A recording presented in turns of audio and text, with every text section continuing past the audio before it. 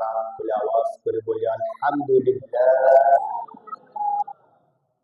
আল্লাহর শুকরিয়া, আল্লাহ পাক রব্বুল আলামিন আমাদেরকে রমজান পর্যন্ত হায়াত দিয়েছেন এবং রমজান মাসের প্রথম জুমায় আমাদেরকে আল্লাহ তাআলা সুস্থ রেখে আল্লাহ তাআলার পবিত্র ঘর মসজিদে আসার তৌফিক দিয়েছেন। এটা আমাদের জন্য আল্লাহর পক্ষ থেকে অনেক বড় রহমত। আমরা বিগত 2 মাস আগ থেকে আল্লাহ তাআলার কাছে দোয়া করতেছিলাম, আল্লাহুম্মা বারিক লানা ফি রজব ওয়া শাবান ওয়া বাল্লিগনা রমাদান। হে আল্লাহ, আপনি রজব এবং শাবান মাসে আমাদের হায়াতের মধ্যে বরকত দেন এবং রমজান পর্যন্ত আমাদেরকে পৌঁছায় দেন। তো আমরা যে দোয়াটা করছি, আল্লাহ তাআলা আমাদের দোয়াকে কবুল করে রমজান পর্যন্ত আমাদের হায়াতকে পৌঁছে দিয়েছেন। এটা আমাদের জন্য অনেক বড় সৌভাগ্য, ঠিক কিনা বলেন? আল্লাহ চাইলে কিন্তু আরো অনেক মানুষ এই 2 মাসের মধ্যে মৃত্যুবরণ করে ফেলেছেন। 2 মাসের মধ্যে অনেক মানুষ আছেন অসুস্থ হয়ে হাসপাতালের মধ্যে আছেন, অনেক কিছু হয়ে গেছে এই 2 মাসে। বাকি আমরা আল্লাহ তাআলার কাছে দোয়া করেছি, আল্লাহ তাআলাও আমাদেরকে এই 2 মাস সুস্থ রেখে আমাদেরকে পবিত্র রমাদান পর্যন্ত পৌঁছে দিয়েছেন। এটা আল্লাহর কাছে আমাদের জন্য অনেক বড় সৌভাগ্যের ব্যাপার। বাকি এখন আমাদের আল্লাহর কাছে চাওয়া থাকবে যে আল্লাহ, আপনি যেহেতু দয়া করে মায়া করে রমজান পর্যন্ত আমাদের হায়াতকে পৌঁছে দিয়েছেন, অতএব এই রমজান মাসের সমস্ত রহমত, বরকত, ফজিলতগুলো আমাদের জীবনেও দিয়ে দেন, বলেন আল্লাহুম্মা আমিন। কারণ আমরা যে দুর্বল মানুষ, আমাদের দ্বারা রমজানের হক আদায় করা সম্ভব না। রমজান মাস ফজিলতপূর্ণ, রমজান মাস গুরুত্বপূর্ণ, কিন্তু রমজানের ফজিলত গুলো, রমজানের গুরুত্ব গুলো শুধু আমাদের এককভাবে অর্জন করা সম্ভব না যদি আল্লাহ দয়া না করে। কারণ আল্লাহ তো হলেন এত মহান, এত বিশাল, তো আল্লাহ বান্দাকে এত বেশি দেন, তার দয়া পরিমাণে দেন, কিন্তু আমরা দুর্বল হওয়ার কারণে আল্লাহর দয়াটা নেওয়ার মতো ক্ষমতা আমাদের নাই। এই জন্যই আল্লাহর কাছে আমাদের বেশি বেশি দোয়া করা যে আল্লাহ, এই মহান রমজান দিয়েছেন ঠিক, কিন্তু তার গুরুত্ব যে আমরা 100% রক্ষা করতে পারবো সেই গ্যারান্টি আমাদের নাই। আপনার কাছে আমাদের অনেক বেশি চাওয়া হলো যে যেভাবে ইবাদত করলে আপনি খুশি হবেন, যেভাবে ইবাদত করলে রমজানের হক আদায় হবে, হে আল্লাহ ওইভাবে যেন আমরা ইবাদতগুলো করতে পারি সেই তৌফিকটা আপনি আমাদেরকে দেন।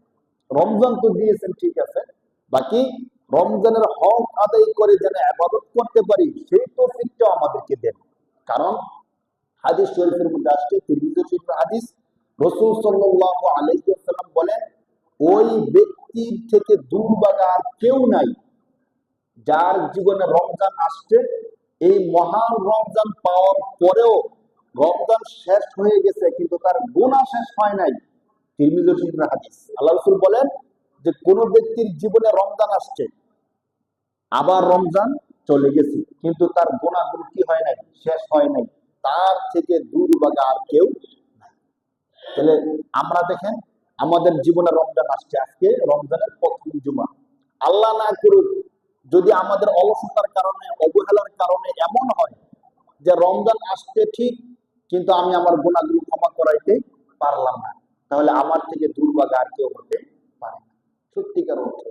এই জন্য যেহেতু আল্লাহ পাক রব্বুল আলামিন রমজান আমাদের জীবনে দিয়েছেন, আমরা চেষ্টা করব নিজেদের পক্ষ থেকে আল্লাহর কাছে বেশি বেশি দোয়া করার যে আল্লাহ, অন্তত এই রমজানকে উসিলা করে আপনি আমাদের জীবনের সমস্ত গুনাহগুলো ক্ষমা করে দেন, বলে আল্লাহুম্মা আমিন। যখনই সুযোগ পাই, যখনই সুযোগ হয়, তখন যেন আমরা ইস্তেগফার করতে থাকি, আস্তাগফিরুল্লাহ রাব্বি মিন কুল্লি যামবি ওয়া আতুবু ইলাইহি লা হাওলা ওয়ালা কুওয়াতা ইল্লা বিল্লাহিল আলিয়্যিল আযীম। আস্তাগফিরুল্লাহ রাব্বি মিন কুল্লি যামবি ওয়া আতুবু ইলাইহি লা হাওলা ওয়ালা কুওয়াতা ইল্লা বিল্লাহিল আলিয়্যিল আযীম। ইস্তিগফার যদি কেউ পাঠ করে, উলামায়ে কেরামগণ বলেন যে ইস্তিগফার এমন বিশেষ একটা জিনিস, সহিহ হাদিসের মধ্যে আসছে যে রাসূলুল্লাহ সাল্লাল্লাহু আলাইহি ওয়াসাল্লাম বলেন, দুইটা হাদিস আছে। এক হাদিসের মধ্যে আসছে রাসূল বলেন, আমি দৈনিক 70 বার থেকেও বেশি ইস্তেগফার করি, সুবহানাল্লাহ।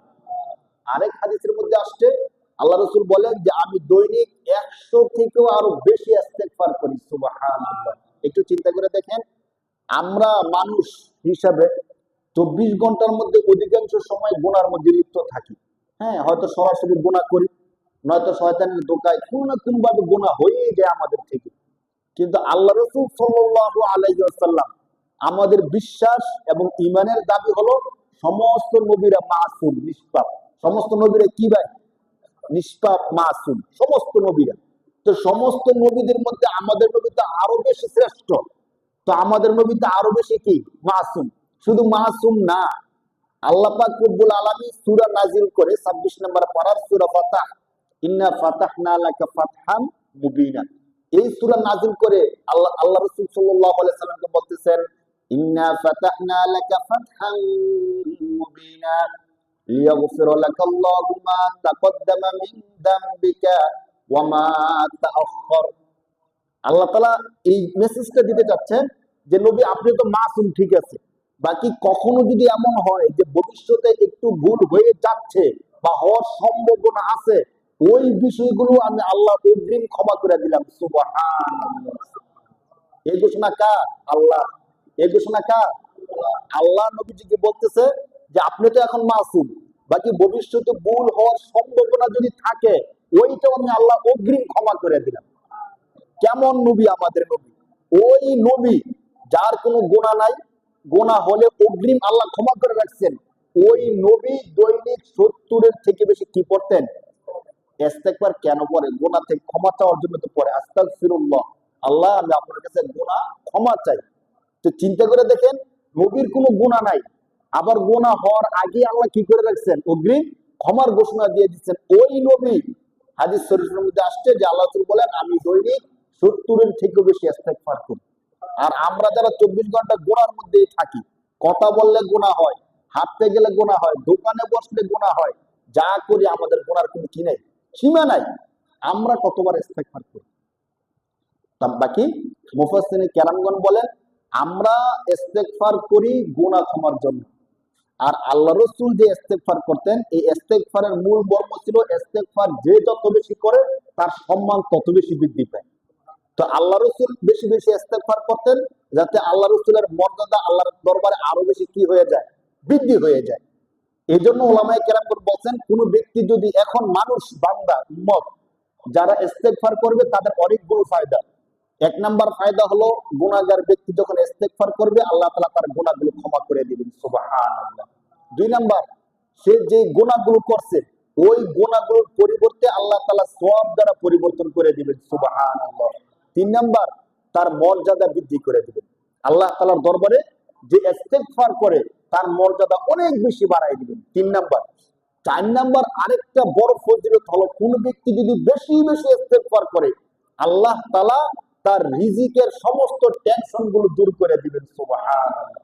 ওলামায়ে কেরামগণ বলছেন যে কারো যদি রিজিকের টেনশন থাকে, যদি কারো টাকা পয়সার সমস্যা থাকে বা খাবার দাবারে কারো যদি সমস্যা হয়, সে যেন বেশি বেশি ইস্তেগফার করে। যে যত বেশি ইস্তেগফার করবে খালেস নিয়তে, আল্লাহ তাআলাকে হাজির নাজির জেনে, হাদিসের উপর বিশ্বাস রেখে কোন ব্যক্তি যদি দৈনিক বেশি বেশি ইস্তেগফার করে আল্লাহ তাআলা তার রিজিকের সমস্ত টেনশন গুলো দূর করে দিবেন, সুবহানাল্লাহ। আমরা যে অপরাধ করি অধিকাংশ অপরাধ কিন্তু খাবার দাবার রিজিকের জন্যই করি। হ্যাঁ, মানুষকে যদি জিজ্ঞেস করে যে আপনি যারা চোর চুরি করেন কেন? একটু ভালো খাওয়ার জন্য তো চুরি করে। ডাকাতি করেন কেন? একটু ভালো খাওয়ার জন্য, একটু ভালো থাকার জন্য না। যে সরকারের টাকা চুরি করে কেন চুরি করেন? আর একটু ভালো থাকার জন্য। যে সুদি কারবার করেন কেন? আর একটু ভালো থাকার জন্য, খাওয়ার জন্য। ঘুষ খান কেন? আর একটু ভালো থাকার জন্য, ভালো খাওয়ার জন্য। তো অধিকাংশ অপরাধগুলো স্বাভাবিকভাবে রিজিকের সাথে, থাকা খাওয়ার সাথে সম্পৃক্ত। যদি আমরা ইস্তেগফার করি আল্লাহ তাআলা যদি আমাদের খাবারের রিজিকের সমস্যা দূর করে দেন, আমাদের আর কোনো গুনার দরকার পড়ে না। এই জন্য রমজান মাস আমরা যে ইবাদত সবচেয়ে বেশি করতে পারি, প্রথম যে হাদিসটা বলছিলাম হাদিসের মধ্যে আসছে যে কোন ব্যক্তি রমজান পাইলো কিন্তু তার গুনাহগুলো ক্ষমা করানোর আগেই রমজান শেষ হয়ে গেল, তাহলে সে হলো সবচেয়ে বড় দুর্ভাগা। না, এই জন্য আমাদের গুনাহগুলো ক্ষমা করার জন্য বেশি বেশি ইস্তেগফার করা, আল্লাহর কাছে সম্মান অর্জন করার জন্য বেশি বেশি ইস্তেগফার করা, সর্বোপরি আমাদের রিজিকের যে সমস্যাগুলো আছে ওই সমস্যাগুলো দূর করার জন্য আমরা আল্লাহর কাছে বেশি বেশি কি করবো ভাই? ইস্তেগফার করবো, আস্তাগফিরুল্লাহ। সবচেয়ে ছোট্ট ভাবে যদি আমরা বলি, শিয়ারুসি ঘুম ধরতেছে না, আস্তাগফিরুল্লাহ, আস্তাগফিরুল্লাহ, আস্তাগফিরুল্লাহ, এটুকু বললো যথেষ্ট। যদি আর কোনো কিছু না বলি, শুধু কতটুকু আস্তাগফিরুল্লাহ, আস্তাগফিরুল্লাহ। আস্তাগফিরুল্লাহর অর্থ হলো, হে আল্লাহ, আমি আপনার কাছে কি চাই? ক্ষমা চাই। আর যদি পুরোটা বলতে পারি তত ভালো। আস্তাগফিরুল্লাহ রাব্বি মিন কুল্লি যামবিন ওয়া আতুবু ইলাইহি লা হাওলা ওয়ালা কুওয়াতা ইল্লা বিল্লাহিল আলিয়্যিল আযীম। আস্তাগফিরুল্লাহ রাব্বি মিন কুল্লি যামবিন ওয়া আতুবু ইলাইহি লা হাওলা ওয়ালা কুওয়াতা ইল্লা বিল্লাহিল আলিয়্যিল আযীম। রমজানের শুরু টাইম চলতেছে এখন। রমজানের এটা হলো প্রথম জুমা। এখন থেকে যদি আমরা প্ল্যান করি যে রমজান শেষ হওয়ার আগে আগে আমার গুনাহগুলো শেষ করতে হবে, তাহলে সম্ভব। আর যদি এমন হয় যে অতীতে যেভাবে চলছি ঠিক ওইভাবেই চলতেছি, আমাদের কোনো প্ল্যান নাই, সবাই রোজা রাখতেছে, আমি রোজা রাখতেছি, সবাই তারাবি পড়তেছে, আমিও তারাবি করতেছি, অন্য অন্য মাসে যেভাবে জীবন যাপন করছি এই মাসেও ঠিক ওইভাবেই জীবন যাপন করতেছি, তাহলে আমাদের মধ্যে পরিবর্তন আসবে না। আমাকে মনে করতে হবে রমজান মাস আসে মানুষকে পরিবর্তন করার জন্য। রমজান কেন আসে ভাই? মানুষের জীবনে পরিবর্তন করার জন্য। আমি যখন সাহারি খাই, সাহারি কেন খাই? রোজা রাখবো। সাহারি কেন খাই বলেন? রোজা রাখবো। দেখেন, রোজা শুধু রোজা না, আমাদের জীবনে রোজাটা অনেক বড় একটা শিক্ষা। কেমন শিক্ষা দেয় একটু খেয়াল করেন। আমরা স্বাভাবিকভাবে ছোট্ট থেকে রোজা রাখতে রাখতে অভ্যস্ত, এই জন্য মনে করি কি রমজান আসছে রোজা রাখবো, তারাবি পড়বো, শেষ, আর কোনো কিছু না। কিন্তু রমজান আসছে, এই যে রোজা রাখা, এই যে তারাবি পড়া, এটা যে আমাদের জীবনের গুরুত্বপূর্ণ একটা মেসেজ, আমরা খেয়াল করি না। আসলে আজকে একটু বিশ্লেষণ করি। রমজান মাস আসছে, শেষ রাত্রে উঠলাম, খাবার খাইলাম। স্বাভাবিকভাবে সারা বছর কিন্তু আমরা এইভাবে খাবার খাই না, খাই খাই না। এখন শেষ রাত্রে উঠলাম, খাবার খাইলাম, কেন খাইলাম? আল্লাহ আদেশ করছেন। কে আদেশ করতে বলেন? তো শেষ রাত্রে উঠে খাবার খাওয়ার আদেশটা কার? আল্লাহ। এই জন্য আমি এখানে আল্লাহর আদেশটা মানলাম। এক নম্বরে আমার ফজরটা শুরু হইলো কার আদেশের মাধ্যমে? আল্লাহর আদেশের মাধ্যমে। এখন যখন ভোর হইল, সুবহে সাদিক উদিত হওয়ার সাথে সাথে আমি খাবার খাওয়া ছেড়ে দিলাম। এমন কি হয়, মাইকে যখন মুয়াজ্জিন ঘোষণা দেয় সাহারি খাওয়ার সময় শেষ, আর কেউ সাহারি খাবেন না, এই কথা বলার পরে আমরা কি আর কেউ খাই? বলেন, আমরা কি আর কেউ খাই? এমনও হয়, ধরেন ওই দিন ঘুম ভাঙে নাই কোন কারণে, এমন সময় ঘুম ভাঙছে যখন মসজিদ থেকে বলতেছে সাহারি খাওয়ার সময় শেষ, আর কেউ সাহারি খাবেন না, এমন সময় কি হয়েছে? ঘুম ভাঙছে। আর স্বাভাবিকভাবে আমাদের প্রত্যেকের ঘরে তো খাবার দাবার থাকে, শেষ রাতে খাওয়ার জন্য খাবার দাবার সবকিছু রেডি করা থাকে। এখন আমাদের মধ্যে আমরা যারা আছি, ধরেন ঘুম ভাঙছে, ইমাম সাহেব যখন মাইক দিয়ে বলতেছে যে সাহারি খাওয়ার সময় শেষ, আর কেউ সাহারি খাবেন না, কিন্তু রান্না বান্না তো সব করে রাখছি। এখন কি আমরা মনে মনে ভাবি যে হুজুর বললে বলছে, সমস্যা নেই, রান্না বান্না সবকিছু করা আছে, যেহেতু 10 মিনিট লাগবে, অল্প সময়ে খাবারটা খেয়ে নি। আমরা কি কেউ খাই? কেন খাই না? একটু চিন্তা করে দেখেন তো। মানে মাইকে শুধু ঘোষণা করছে, তখন যদি আমরা খাইতে যাই, এলাকার পুলিশ এসে কি আমাদেরকে পিটাইবে? যে মাইকে ঘোষণা করছে এরপরও কেন খাইলা? বা আমাদেরকে কি পুলিশ বন্দি করে নিয়ে যাইবো? না। এলাকাবাসী কি আমাদের গালাগালি করবে? কিচ্ছু না। ইমাম সাহেবকে মসজিদ থেকে বের করে দিবে? না। দেখেন, চিন্তা করেন, যদি মাইকে ঘোষণা করার পরও কেউ খায়, তাহলে তাকে কোনো শাস্তি দেওয়া হবে? আমাদের দেশীয় নিয়ম অনুযায়ী শাস্তি দেওয়া হয় না, কিচ্ছু না। এখন আবার দেখেন, সাথে সাথে আমরা খানা বন্ধ করে দিই, শেষ, সময় শেষ, খানা থাকলো আমরা কি করবো? খানা খাবো না। খানা না খেয়ে রোজার নিয়ত করে ফেলছি, মাসালা অনুযায়ী আমাদের রোজা হয়ে যাচ্ছে। তো এখন আমি যে তখন খানাটা খাইলাম না, অথচ খানাটা কি আমার হালাল টাকায় কিনে না? কিনা? আমার কি রুচির সমস্যা? না, রুচিও সব ঠিক আছে, খাবারও আছে, রুচিও আছে, শুধু সময় নাই। আল্লাহর পক্ষ থেকে ঘোষণা আসছে এখন আর খাবার খাওয়া। যদি একটু চিন্তা করে দেখেন, যখন মাইকে ঘোষণা হয় তখন আমরা খানাটা খাই না কেন? আমার তো রুচি আছে, খাবার গরম করা আছে, সবকিছু ঠিক আছে, শুধু খাই না আল্লাহর ভয়ে। কার ভয়ে খাই না বলেন? একটু চিন্তা করে দেখেন রমজান আমাদের কি শিক্ষাটা দেয়। খাবার পাক করা আছে, আমার পেটে ক্ষুধাও আছে, রাত্রে ঘুম থেকে উঠছে ক্ষুধা আছে না, আবার সারাদিন রোজা রাখতে হবে আমার চিন্তা আছে না। কিন্তু মাইকে যখন ঘোষণা হলো সেহরি খাওয়ার সময় শেষ, আর কেউ সাহারি খাবেন না, আমরা আর খাই না। কেন খাই না? পুলিশ তো আমাকে দেখবে না, এলাকার মানুষ আমাকে গালাগালি করবে না, এরপরও খাই না। কার ভয়ে বলেন? কেউ দেখবে না, কিন্তু দেখবে কে? আল্লাহ দেখবেন। অতএব আল্লাহর সামনে আমরা অপরাধরা করতে পারি না, তখন আমরা ধরে নেই, তখন খাবার খেলে আল্লাহ আমাদেরকে শাস্তি দিবেন। ঠিক এভাবে যান, খাবার খাইলাম না, ক্ষুধা কিন্তু আছে, কিন্তু রোজা রাখতেছি। যখন যারা কাজ করেন, কর্ম করেন, তারা জানেন ব্যস্ততা থাকে, দুপুরের পর থেকে আমাদের পিপাসা শুরু হয়ে যায়, ক্ষুধার কারণে চলাফেরা করতে কষ্ট হয়। তখনও যদি কেউ চায়, ঠান্ডা পানি আছে, ফ্রিজের মধ্যে শরবত আছে, আমরা চাইলে খাইতে পারি, কিন্তু খাই না। ওই যে রাত্রেও খাই নাই, ক্ষুধা আছে, দিনের বেলা আবার যখন বিকাল হয়ে যায় আসরের সময়টা, প্রচন্ড ক্ষুধা আর পিপাসা তো অনেক বেশি লেগে যায় গরমের দিনে। এমনও মনে হয় যে যদি আমাকে 1 সাগর পানি দেওয়া হয়, 1 সাগর পানি খেয়ে ফেলতে পারবো, মনে হয়, যদি আমরা এত খাইতে পারবো না। একটু চিন্তা করে দেখেন, অনেক ছোট ছোট বাচ্চারাও আছে, তখন খাবার খেতে চায় না। যতই বলবেন খাইয়ে ফেলো, তোমার রোজা হয়ে গেছে, না না, মাগরিবের আযান না দিলে আমি ইফতারি করব না। এই কাজগুলো আমরা কেন করি বলেন? আল্লাহর ভয়ে। এই কাজগুলো কেন করি বলেন? আল্লাহর ভয়ে। 11 মাস যখন আমরা আমাদের মন মতো চলতে থাকি, চলতে চলতে যখন যা ইচ্ছা তা করি, যখন মন চাইতেছে কারো গীবত করতেছি, যখন মন চাইতেছে মিথ্যা কথা বলতেছি, যখন মন চাইতেছে চুরি করতেছি, যখন মনে চাইতেছে ডাকাতি করতেছি, যখন মনে চাইতেছে সুযোগ থাকলেই আমরা সুদি কারবার করতেছি, ঘুষের লেনদেন করতেছি, সবকিছু করতেছি, কোনো কিছুর মধ্যে আমরা বিরত হচ্ছি না। রমজান মাসটা আসার পরে আল্লাহ আমাদেরকে বুঝাতে চাচ্ছেন যে বান্দা, তোমার সুযোগ থাকলেই তুমি সবকিছু করতে পারো না, তুমি চাইলেই তোমার মনে যা চায় তা তুমি করতে পারো না। তোমার ক্ষুধা আছে, ঘরের মধ্যে খাবার আছে, কিন্তু রমজান মাস দিনের বেলা তুমি খাবার খাইতে পারবা না। খাবার কেন খাইতে পারি না? কার আদেশ এটা বলেন? কার আদেশ?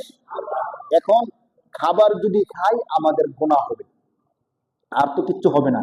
একটু চিন্তা করেন, রমজান মাসে দিনের বেলা যদি খাবার খাই আমাদের গুনাহ হবে, আর কিছু হবে? ধরেন খাবারটা খাওয়ার সাথে সাথে পেটের মধ্যে গিয়ে ব্যথা শুরু হয়ে যাবে, যে রমজান মাস, রোজার মাস খাইছেন কেন, এই জন্য খাবারটা খাওয়ার সাথে সাথে পেটের মধ্যে ব্যথা শুরু হয়ে গেছে। অথবা রমজান মাসে রোজা বাইরে খাবার খাইছি, এই জন্য পুলিশ ধরে নিয়ে গেছে, এমনও না। খাবার খাইলে পেটও ব্যথা হয় না, আবার পুলিশও আমাদেরকে ধরে না, এরপরও আমরা খাবার খাই না। কেন খাই না বলেন? আল্লাহর ভয়ে। কেন খাই না? এখন দেখেন, রমজান মাসে রোজা রাখা, খাবার না খাওয়া, এই বিধান কার? এখন মিথ্যা কথা বলা কবিরা গুনাহ, এই বিধানটা কার? আল্লাহ কি দুইজন না একজন? যে আল্লাহ বিধান দিচ্ছেন রমজান মাসে খাবার খাইলে কবিরা গুনাহ হয়, রমজান মাসে খাবার খাওয়া যায় না, ওই আল্লাহই তো বিধান দিচ্ছেন মিথ্যা কথা বললে কবিরা গুনাহ হয়। এই বিধান দিচ্ছেন কে? যে আল্লাহ বিধান দিচ্ছেন রমজান মাসে খাবার খাওয়া যায় না, ওই আল্লাহই বিধান দিচ্ছেন জীবনে কোনোদিন মিথ্যা কথা বলা যায় না। যে আল্লাহ বিধান দিচ্ছেন রমজান মাসে খাবার খাওয়া যায় না, ওই আল্লাহ আবার বলছেন সুদের টাকা খাওয়া। আচ্ছা, সুদের টাকার বিধানটা কি অন্য কেউ দিচ্ছেন? আহাল্লাল্লাহুল বাইআ ওয়া হাররামার রিবা।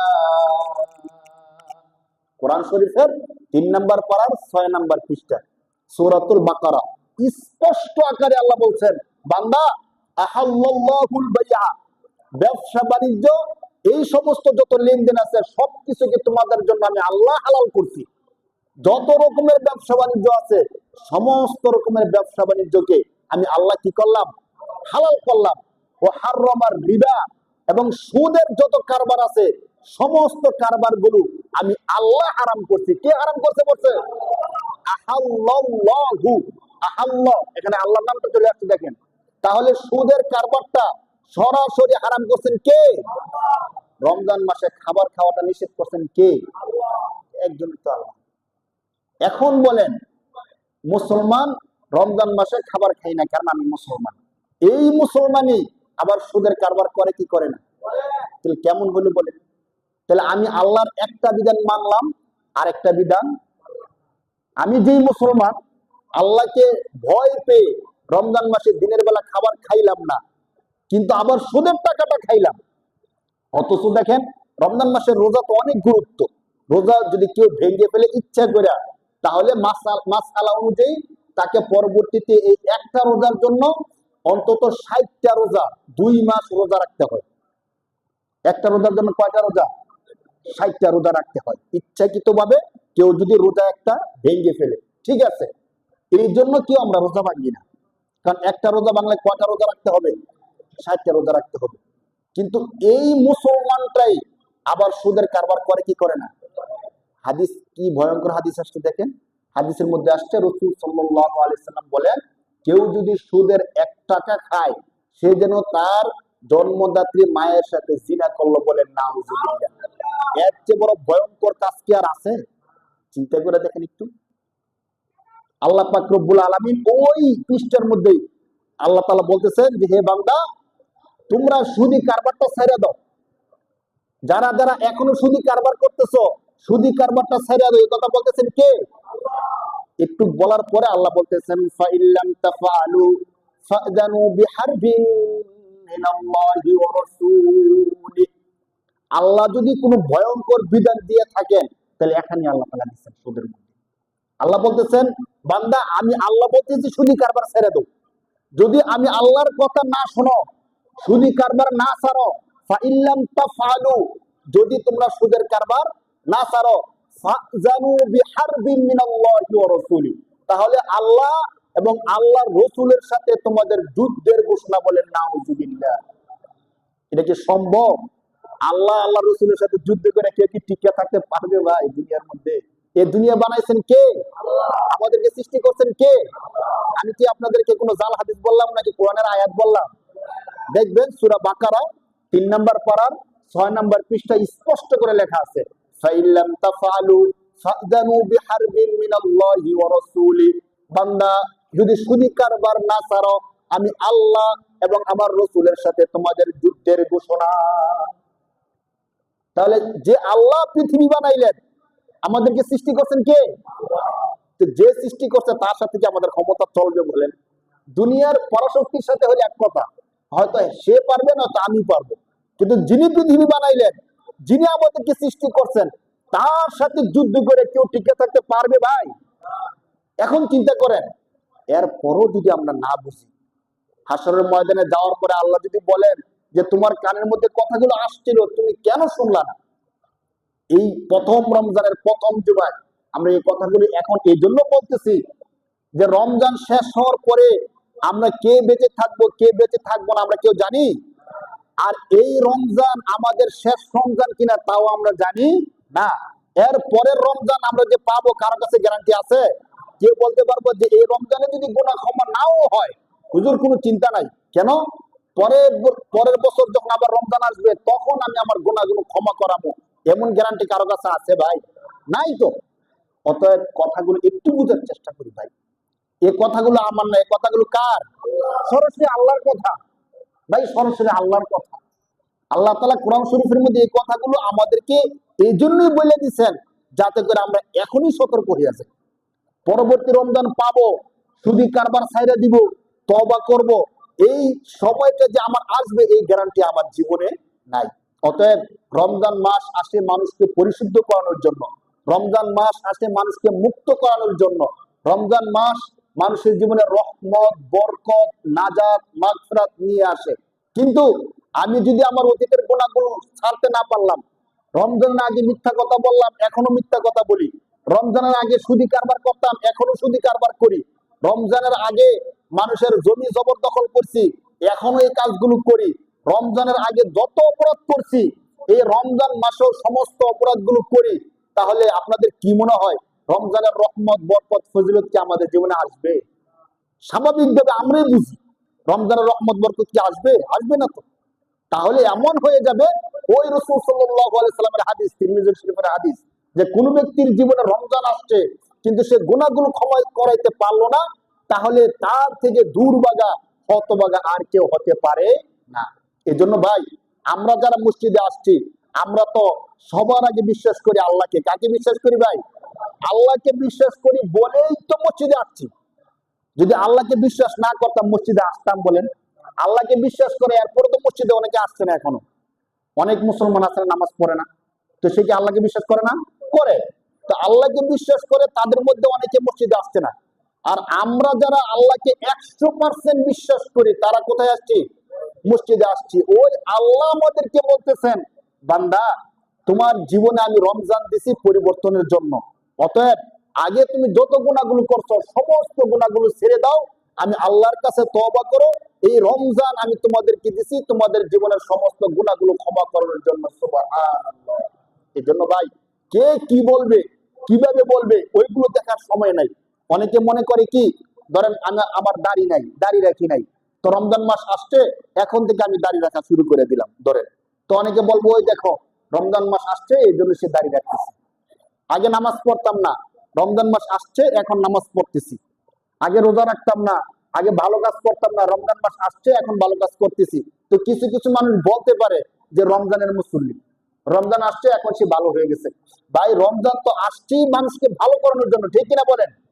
রমজান কেন আসছে? মানুষকে ভালো করার জন্য। কেউ যদি এমন কথা বলে তাহলে তার কবিরা গুনাহ হবে। মানে কেউ যদি নামাজ পড়তে দেখে বলে রমজান আসছে, রমজানের নামাজি হয়ে গেছে, এমন টিটকারি করা কিনা ভাই? ঠিক না ভাই। সে যে মসজিদে আসছে পরিবর্তন হয়েছে, এর মানে রমজানের রহমতটা তার গায়ের মধ্যে লাগছে, বলেন সুবহানাল্লাহ। আর ওই হতভাগা যে নাকি রমজানের আগেও নামাজ পড়ে নাই, আর রমজান আসছে এরপরেও নামাজ পড়ে না, তার গায়ে তো রমজানের রহমত বরকত লাগে নাই, ঠিক কিনা বলেন? তার গায়ে রমজানের রহমত বরকত লাগছে, এই জন্য সে মসজিদে আসছে। আমরা তাকে টিটকারি করব না, বরং তার জন্য দোয়া করবো যে আল্লাহ, এই ভাইটা রমজান মাসে নামাজ পড়তে আসছে, আপনি তাকে কবুল করেন, মৃত্যু পর্যন্ত যেন সে কি করতে পারে? নামাজ পড়তে পারে। রমজান মাস আসছে, আসুন যারা নামাজ পড়তে আসতেছে নতুন করে, তাদেরকে আমরা আরো বেশি আগ্রহী করি যে না ভাই আসেন, মসজিদে আসেন, নামাজ পড়তে থাকেন। নামাজ পড়তে পড়তে পড়তে পড়তে অভ্যাস হয়ে যাবে, রমজানের পরে সে কি করবে ভাই? নামাজ পড়বে।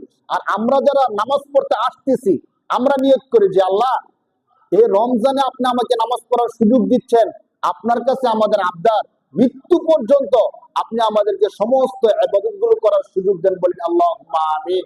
বাকি এই রমজানে এই প্রথম জুমায় আমাদের জন্য সবচেয়ে বড় মেসেজ হলো, আমাদের অতীত জীবনের যত অপরাধ গুলো আছে, আসুন আজকেই নিয়ত করি যে আমরা এখন থেকে আমরা আর কোনো অপরাধ করবো না, বলেন ইনশাআল্লাহ। আমাদের পিছনের যত অপরাধ গুলো আছে আমরা ছেড়ে দিলে কে কি বলবে কি করবে ওইগুলো দেখার বিষয় না। কারণ আমি যখন কবরে যাব, সে কি আমার সাথে কবরে যাবে ভাই? যখন জাহান্নামে যাব, যদি একটু চিন্তা করেন, আমি শুধু কারবার করে যে টাকাগুলো অর্জন করি, এই টাকাগুলো কিন্তু আমরা একা খাই না, একা খাই, আমার স্ত্রী খায়, আমার সন্তান খায়, আমার পরিবার খায়। অথচ অপরাধটা করতেছে কে? আমি না। জবরদখল কইরা, এতিমের মাল বক্ষণ কইরা, মানুষের টাকা পয়সা আত্মসাৎ করে আনার পরে ঘরের মধ্যে যখন টাকাগুলো নিয়ে আসি, আমি একা খাই ভাই? পরিবারের সবাই খায়। কিন্তু চিন্তা করে দেখছেন, এই অপরাধটা কিন্তু পরিবারের সবার না। জাহান্নামে যাওয়ার সময় হাসরের ময়দানে আল্লাহ তাআলা এই কথা বলবে না যে যারা যারা খাইছে সবাই জাহান্নামী। না, স্ত্রীকে খাওয়ানো আমার দায়িত্ব ছিল, প্রত্যেকে খাওয়ানো এটা আমার, সন্তানকে লালন পালন করা আমার দায়িত্ব ছিল, কোথায় থেকে আনবো এটা আমার দায়িত্ব।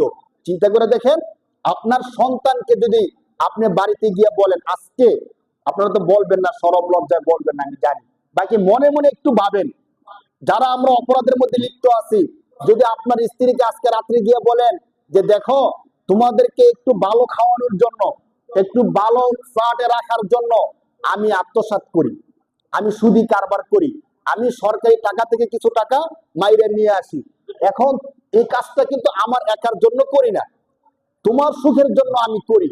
আল্লাহ তাআলা যদি হাসরের দিন আমাকে 1000 বছর জাহান্নাম দেয়, তুমি কি তার থেকে 500 বছর জাহান্নাম নিবা?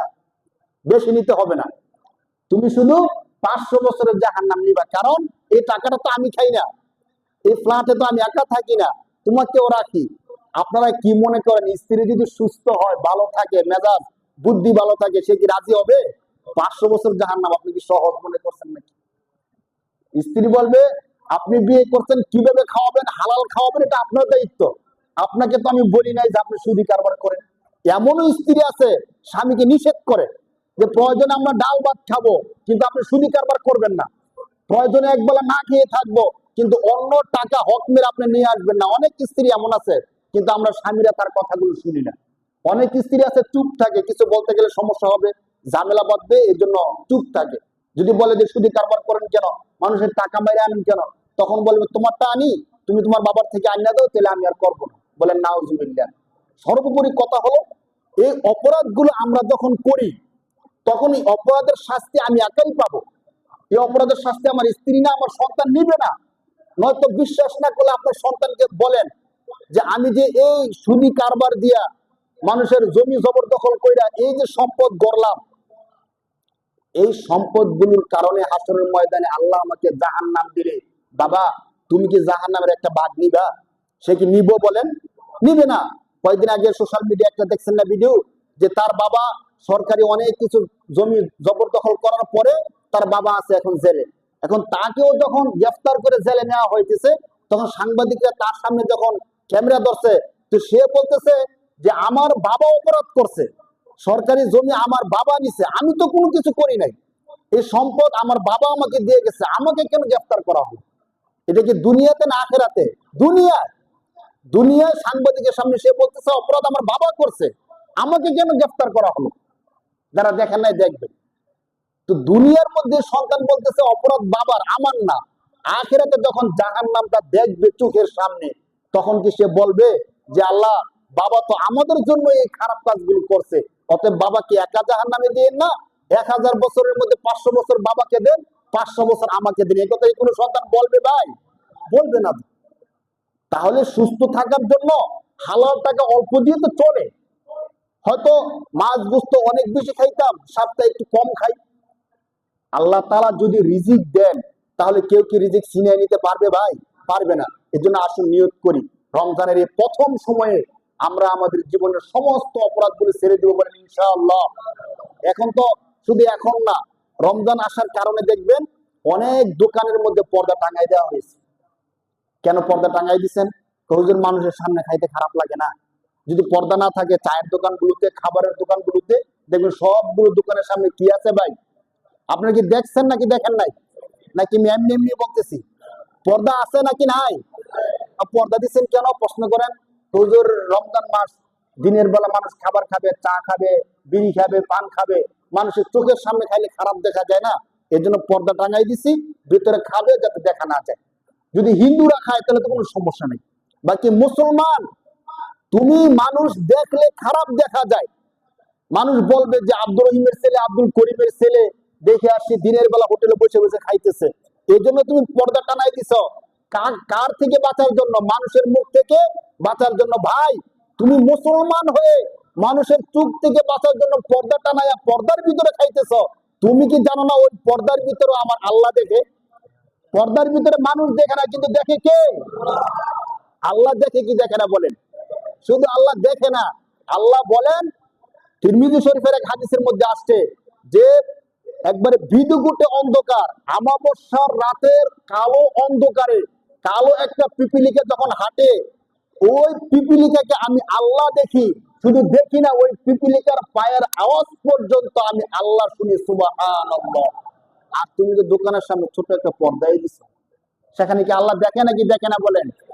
মানুষের মুখ থেকে বাঁচার জন্য, মানুষের চোখ থেকে বাঁচার জন্য পর্দা দিছ, আল্লাহর থেকে বাঁচানোর জন্য কি দিছ ভাই? যখন হাসরের ময়দানে আল্লাহর সামনে দাঁড়াবা, যখন আল্লাহ যদি তোমাকে জিজ্ঞেস করে, বান্দা মানুষ থেকে বাঁচার জন্য রমজান মাসে পর্দা দিয়ে চায়ের দোকানে চা খাইছো, বিড়ি খাইছো, পান খাইছো, এখন তুমি করবাটা কি? রমজান মাসে আমি একটা মাস, সারা মাস যা ইচ্ছা তা খাইছো, যখন ইচ্ছা তখন খাইছো, যেভাবে ইচ্ছা সেভাবে খাইছো। শুধু রমজান মাস একটা মাস, রাত্রে না, শুধু দিনের বেলা। এমন হয় যে আমরা রাত্রে বেলা যে খাবারটা খাই, দিনের খাবারের চাহিদা কি হয়ে যায়? পুরো হয়ে যায়। ইফতারি করি আমরা, ইফতারের পরে এশারের নামাজের পরে আমরা আবার খানা খাই, আবার আমরা সাহারি খাই কয় বেলা হলো ভাই? তো 24 ঘন্টায় রমজান ছাড়া অন্যদিন আমরা খাই কয় বেলা? 3 বেলায় তো হইল। ঠিক আছে না? হিসাবটা দেখেন একটু, যদি একটু চিন্তা ভাবনা করেন। আরো যদি ভাবেন অন্যান্য সময় তেমন ভালো কিছু খাইতে পারি না, কিন্তু রমজান মাস আসলে সবাই একটু ভালো মন্দ খাওয়ার সুযোগ হয়। তো আল্লাহ যদি বলেন যে রমজান মাস রহমত বরকতের মাস, আমি আল্লাহ তোমাকে দিয়েছিলাম শুধু দিনের বেলায় নির্দিষ্ট একটা সময়, সুবে সাদিক থেকে নিয়ে সন্ধ্যা পর্যন্ত খাবার খাইতে আমি আল্লাহ নিষেধ করছি, তুমি আমার কথা না শুনিয়া দোকানের সামনে পর্দা দিয়া পর্দার ভিতরে ঢুকে ঢুকে খাইছো, বান্দা আজকের দিনে তুমি খাইবাটা কি? একজন ভাই বলছে, দেখেন আমরা সারাদিন রোজা রাখবো, এই জন্য ভোর রাতে খাওয়ার সময় একটু বেশি করে খেয়ে নিই, সারাদিন থাকতে হবে, খাবার শেষ করার পরে আরেকটু পানি পান করি, যদি ইমাম সাহেব বলে আর 1 মিনিট আছে, সাথে সাথে আরেক গ্লাস পানি পান করি। কেন? সারাদিন পিপাসা লেগে যেতে পারে, আরেকটু পানি পান করি। ভাই আপনি কি চিন্তা করছেন 12 ঘন্টা অথবা 11 ঘন্টা, এই 11 ঘন্টা সময়ের জন্য চিন্তা করে আমরা কয়েক গ্লাস পানি একসাথে খাইয়া রাখি, যাতে করে পিপাসা বেশি না লাগে। আমরা যারা অপরাধ করতেছি, যারা গুনাহ করতেছি, আপনি কি চিন্তা করতেছেন এই অপরাধ করে করে আমি যখন কবরে যাব, হাজার হাজার বছর কবরের মধ্যে থাকবো, ওই কবরের মধ্যে কত গ্লাস পানি আগে খাইয়া যাওয়ার দরকার? কারণ কবরে তো আমাকে পানি কেউ দিবে না, খাবার দাবার কিচ্ছু দিবে না, শুধু জাহান্নামের আগুন জ্বলবে আমি যদি গুনাহগার হই। তাহলে ওই কবরে কে পানি দিয়ে আসবে ভাই? যখন হাসরের ময়দানে আল্লাহর দরবারে যাব, জাহান্নামের আগুনে জ্বলবো, তখন কে আমাকে খাবার দিয়ে আসবে? আল্লাহ তাআলা কোরআন শরীফের 27 নম্বর পারা সূরা ওয়াকিয়ার মধ্যে একটা আয়াত দিবেন, লাকিলুনা মিন শাজারিন মিন যাক্কুম ফামালিউনা মিনহাল বুতুন। আল্লাহ বলেন জাহান্নামীরা যারা দুনিয়ার মধ্যে আমি আল্লাহর কথা না শুনে এই পর্দার ভিতরে গিয়ে গিয়ে খাবার খাইছো, হাসরের ময়দানে তখন তোমাদেরকে যখন জাহান্নামে দেওয়া হবে, জাহান্নামের মধ্যে কোনো খাবার দাবার আছে? নাই, কিচ্ছু নাই, শুধু জাহান্নামের আগুনে জ্বলবে, বাকি একটা খাবার আছে। কোরআন শরীফের কয়েকটা আয়াতের মধ্যে সূরা সফফাত 23 নম্বর পারা, সূরা ওয়াকিয়া 27 নম্বর পারা, এছাড়া সূরা দুখান 25 নম্বর পারা, এই 3 পারার মধ্যে আল্লাহ তাআলা একটা খাবারের কথা বলছেন যে জাহান্নামের মধ্যে একটা খাবার দেওয়া হবে তোমাদেরকে। খাবারটা কি? খাবারটা একটা ফল, যার নাম হলো জাক্কুম। যার নাম কি ভাই? কোরআন শরীফের 3 জায়গায় আল্লাহ তাআলা এই জাক্কুম ফলের কথা বলছেন। জাক্কুম ফলটা কি? 23 নম্বর পারার মধ্যে আল্লাহ বলেন জাক্কুম একটা গাছ, এই গাছের মধ্যে যে ফলটা হবে, গাছটা হবে জাহান্নামের মধ্যে। জাহান্নাম তো আগুনের নাম, জাহান্নাম কিসের নাম ভাই? ওই আগুনের মধ্যে একটা গাছ হবে, আগুনের মধ্যে কি হবে ভাই? গাছ হবে, ওই গাছের মধ্যে ফল হবে। কেমন ফলটা হবে বুঝেন? এরপর আল্লাহ বলতেছেন জাহান্নামীরা যখন হাজার হাজার বছর জাহান্নামে থাকবে, চিৎকার করতে থাকবে, খাবার দাও খাবার দাও, ক্ষুধায় আমাদের ছাতি ফেটে যাচ্ছে, তখন আল্লাহ তাআলার পক্ষ থেকে ফেরেশতারা ওই জাক্কুম নামক ফলটা দিবেন। সূরা ওয়াকিয়ার মধ্যে এই আলোচনাটি আল্লাহ তাআলা করছেন। এই জাক্কুম ফলটা যখন দেওয়া হবে, মুফাসসিরিনে কেরামগণ বলেন এই জাক্কুম ফলটা এক তো কাঁটাদার একটা ফল, দ্বিতীয় হলো সবচেয়ে দুর্গন্ধযুক্ত। এই ফলটা এত দুর্গন্ধযুক্ত হবে যে তার মুখের সামনে নেওয়ারই সুযোগ থাকবে না, এত দুর্গন্ধযুক্ত একটা ফল। তার নাম কি ভাই? জাক্কুম। এই জাক্কুম ফলটা তাকে খাওয়ার জন্য দেওয়া হবে। তার তো প্রচন্ড ক্ষুধা, কি দেওয়া হয়েছে সে ভালো করে আর দেখবে না, দেওয়ার সাথে সাথে সে মুখের মধ্যে দিয়ে দিবে। কোন কোন মুহাদ্দিসিন কেরামগণ বলছেন তখন এই দুর্গন্ধযুক্ত ফলটা মুখের মধ্যে দেওয়ার পরে কাটা হওয়ার কারণে সে তো গলার ভিতরে ভালোভাবে ঢুকবে না, বাকি ঢুকার পরও পেটের মধ্যে গিয়ে শুরু হবে গন্ডগোল। বিরিয়ানি অনেক ভালো, কিন্তু বিরিয়ানি যখন পচে যায় আমরা কি আর খাইতে পারি? এই পচা গান্দা বিরিয়ানি যদি কেউ খায়, পেটের মধ্যে গেলে শান্তি পায় নাকি অশান্তি হয়? ঠিক জাক্কুম খাওয়ার পরে পেটের মধ্যে আর অশান্তি শুরু হয়ে যাবে। ফামালিউনা মিনহাল বুতুন ফাশারিবুনা আলাইহি মিন হামিল। আল্লাহ বলেন যখন তাকে জাক্কুম দেওয়া হবে, সে খাবে, তার পেটের মধ্যে প্রচন্ড অশান্তি শুরু হওয়ার পরে সে তখন চিৎকার করবে, পানি দাও পানি দাও পানি দাও। তখন জাহান্নামের ফেরেশতারা আগুনের মতো গরম এমন পানি এনে তাকে দিবে। এই পানি দেওয়ার পরে সে মনে করবে দুনিয়ার মধ্যে কোনো কিছু খাওয়ার পরে পানি খাইলে পেট কি হয়ে যেত? শান্তি হয়ে যেত। এখন পানি খাইলে আমার পেট মনে শান্তি হয়ে যাবে। তখন এই গরম আগুনের পানি সে তো দেখবে না, ক্ষুধার কারণে যখন এই পানি মুখের মধ্যে ঢেলে দিবে, প্রচন্ড গরম পানি, স্বাভাবিক গরম পানি আমরা একটু মুখে দিলে দেখবে সাথে সাথে আবার ফালাই দিই বেশি গরম পানি হলে। তো জাহান্নামে তো এমনি সে আগুনের মধ্যে আছে, এই গরম পানি যখন সে মুখের মধ্যে ঢালবে, প্রচন্ড গরম হওয়ার কারণে তার উজুরি নারী বুড়ি সব সহ নিচের রাস্তা দিয়ে পড়ে যাবে বলে নাউজুবিল্লাহ। খাবার খাইলো, এটা কি ভালো হলো নাকি আর কষ্ট হলো? মানে জাহান্নামের যে খাবার ওইটাও কষ্ট। এই জন্য ভাই আসেন একটু চিন্তা করি, জাক্কুম ফলের কথা স্বয়ং কে বলছে? কাদেরকে দেওয়া হবে ভাই? জাহান্নামীদেরকে দেওয়া হবে। তাহলে আল্লাহ যে কথা বলছেন এই কথা কি সত্য নাকি মিথ্যা? আমাদের মুমিনদের বিশ্বাস, আল্লাহ যে কথা বলছেন ওই কথাগুলো 100% হরফে হরফে সত্য, ঠিক কিনা বলেন? অতএব ভাই আল্লাহ তাআলা যা বলছেন সত্য মেনে আসুন না অতীতের জীবনের যে অপরাধগুলো আমরা করছি এগুলো থেকে আজকেই ক্ষমা চাইনি।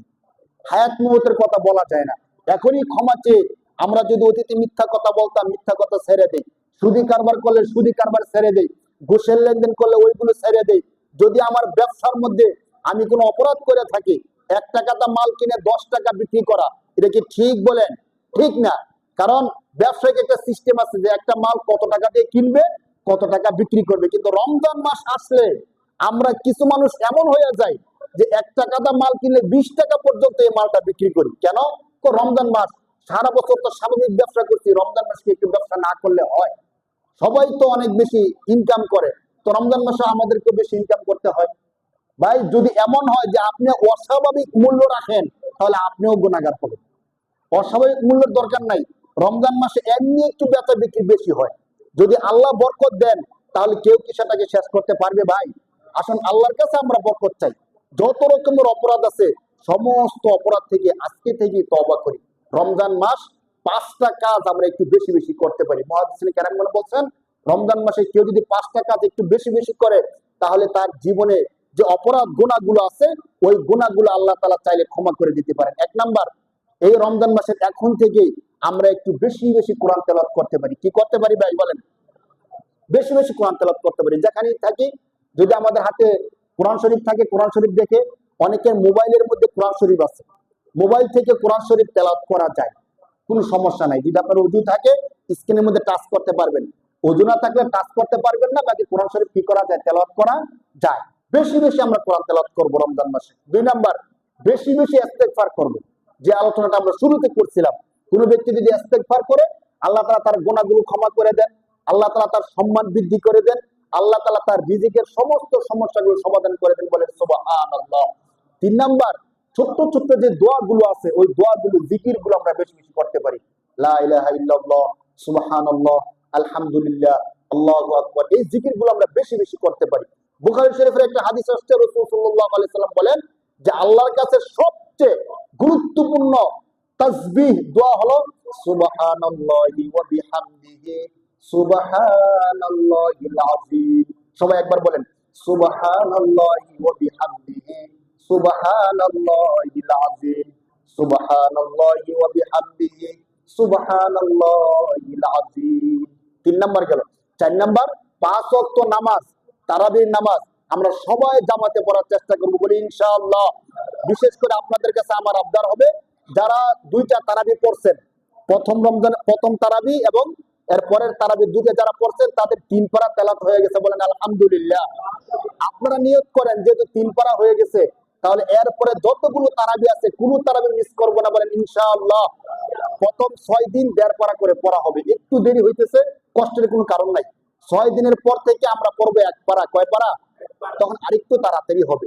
এজন্য আমরা যারা পড়ছি 2টা তারাবি পড়তে পারছি, আল্লাহ সুযোগ দিচ্ছেন, তারা নিয়ত করেন বাকি আর একটা তারাবি মিস করবো না, বলেন ইনশাআল্লাহ। রমজান মাসে আরেকটা গুরুত্বপূর্ণ কাজ হলো বেশি বেশি দান সদকা করা। কারণ রমজান মাসে 1 এ 70, 1 এ কত ভাই? 70। এই জন্য আমরা আগে যা দান করতাম আলহামদুলিল্লাহ, এখন মসজিদে হোক, গরিব দুঃখী হোক, যেখানে সুযোগ হয় 10 টাকা একটু বেশি দান করে দেয়। কারণ 1 টাকা দান করলে 70 টাকা, আর 10 টাকা দান করলে কত টাকা হয়? 700 টাকা হয়ে যায়। তো এই রমজানটা আমরা এই কাজটা একটু বেশি বেশি করি। আর এখন আগে যখন বলতাম বলেন সুবহানাল্লাহ, একবার সুবহানাল্লাহ বললে একবার সুবহানাল্লাহর সওয়াব, আর এখন যদি একবার সুবহানাল্লাহ বলেন কতবার সুবহানাল্লাহর সওয়াব? 70 বার। এজন্য সবাই বলি সুবহানাল্লাহ। এই কাজগুলো আমরা বেশি বেশি করব। যে 5টা কাজ সর্বশেষ বললাম, বেশি বেশি আল্লাহ তাআলার কাছে ইস্তেগফার করব, বেশি বেশি 5 ওয়াক্ত নামাজগুলো জামাতের সাথে পড়ব, তারাবির নামাজটা পড়ব, দান সদকাগুলো বেশি বেশি করার চেষ্টা করব। অতীতের যে গুনাহগুলো আছে ওই গুণাগুলো ছেড়ে দিয়ে আল্লাহর কাছে একনিষ্ঠভাবে আল্লাহ তাআলার কাছে ক্ষমা চাবো, বলি ইনশাআল্লাহ। আল্লাহ তাআলা আমাদের সবাইকে রমজান শেষ হওয়ার আগে আগে সমস্ত গুণাগুলো যেন শেষ হয়ে যায় সেই তৌফিক দান করে, বলি আল্লাহুম্মা আমিন। যারা